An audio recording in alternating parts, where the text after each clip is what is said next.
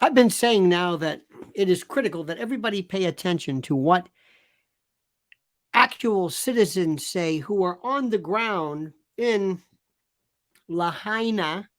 I've also heard Lahaina in Maui. Those of you from my generation, remember you can't say Maui without thinking wowie. What are you going to do? And you got to listen to what people are saying. They're saying some stuff which is so interesting, but nobody's paying attention. And why do I say this?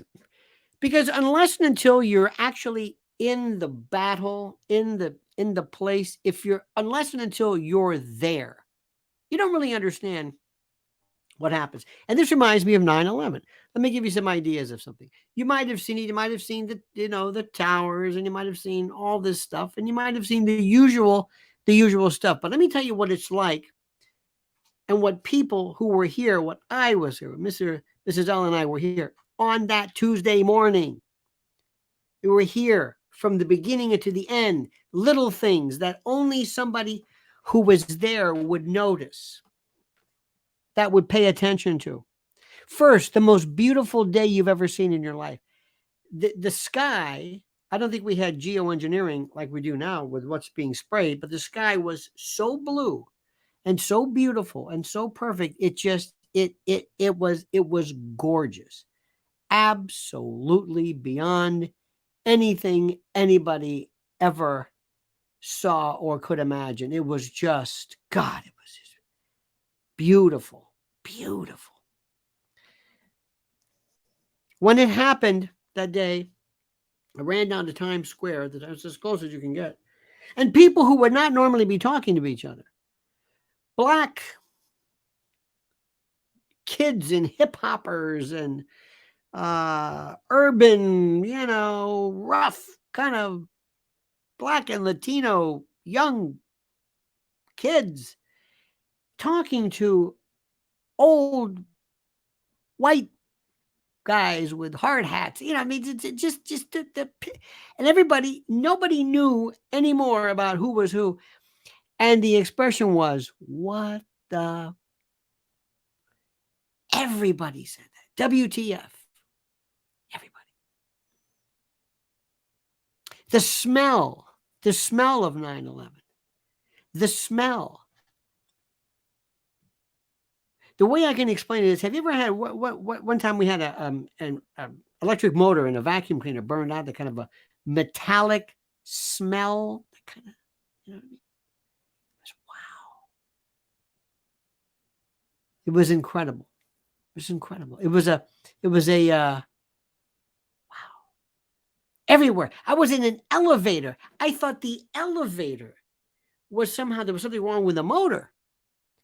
How did the smell go from outside downtown? I'm, Midtown here, Hell's Kitchen, West Side. How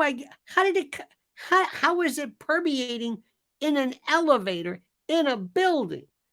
It was everywhere.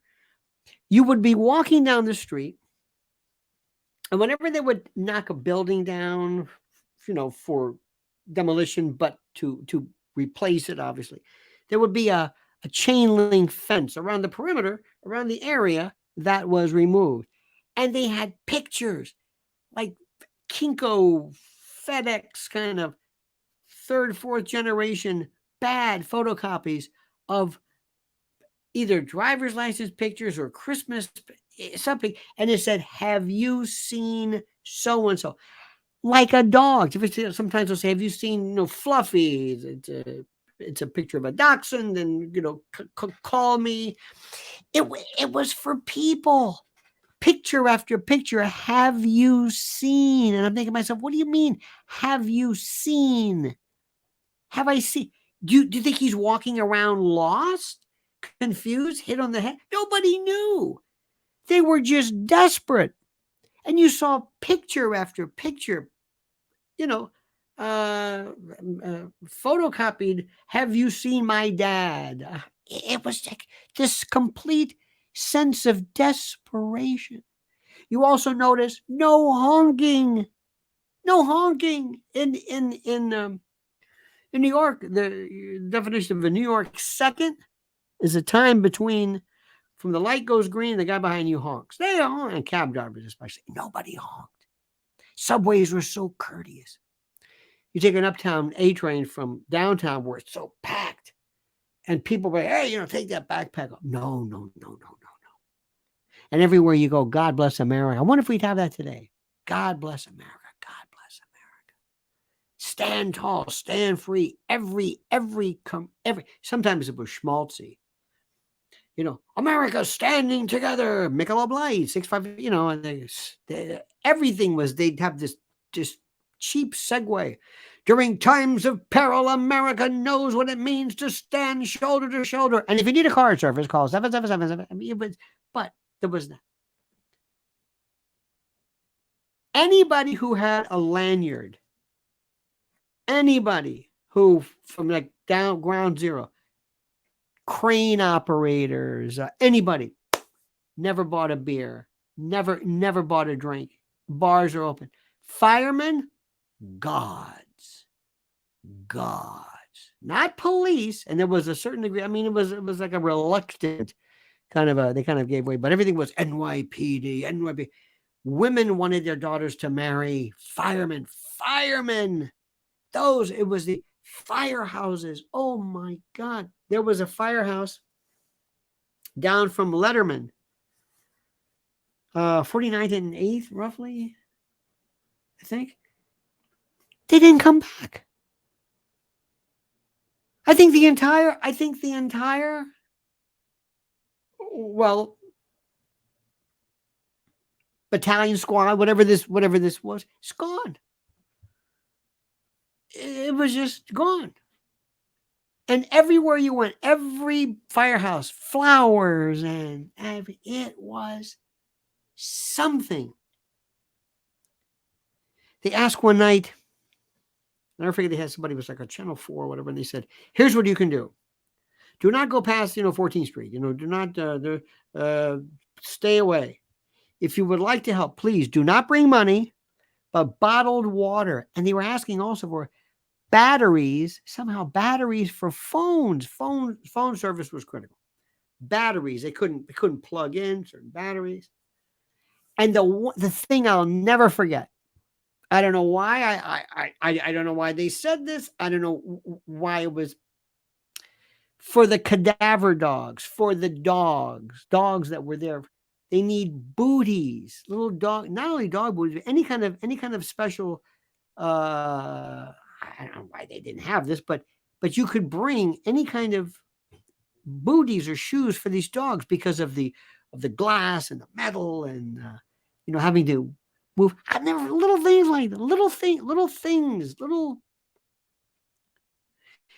And this is the one I'm going to save this for last. This is the one that I saw that I still blows my mind. I saw this, I was there, and it was spontaneous. It was because now everybody hates each other, but this was so unified. On 57th Street is one of those rare, streets that goes east to west perfectly from the Hudson River to the East River, just straight across. And on the west side from the Hudson, as far as you can see, to 1112, where CBS is, the CBS up to, 8th Avenue Broadway, and straight across. Everybody stood in front of like a door with a candle. You could look up 57th Street.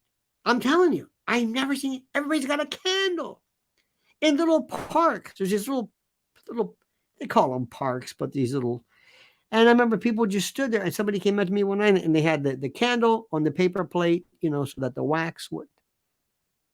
Nobody said anything. No, just spontaneous.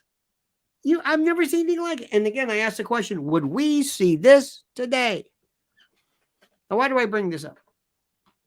And by the way, you ask me why 9/11 was my red pill moment, because what I saw then what I saw with my 2 eyes, what I saw based upon talking to people and cops and firemen and politicians and first responders and ambulance drivers and people and you name it, restaurateurs. And the restaurateurs were the greatest because they just did nothing but open up their kitchens to help the people.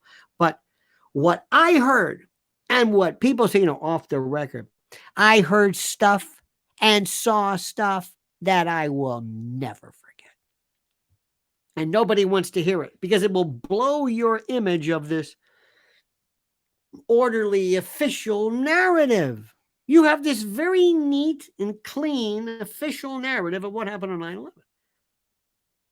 That's what you think.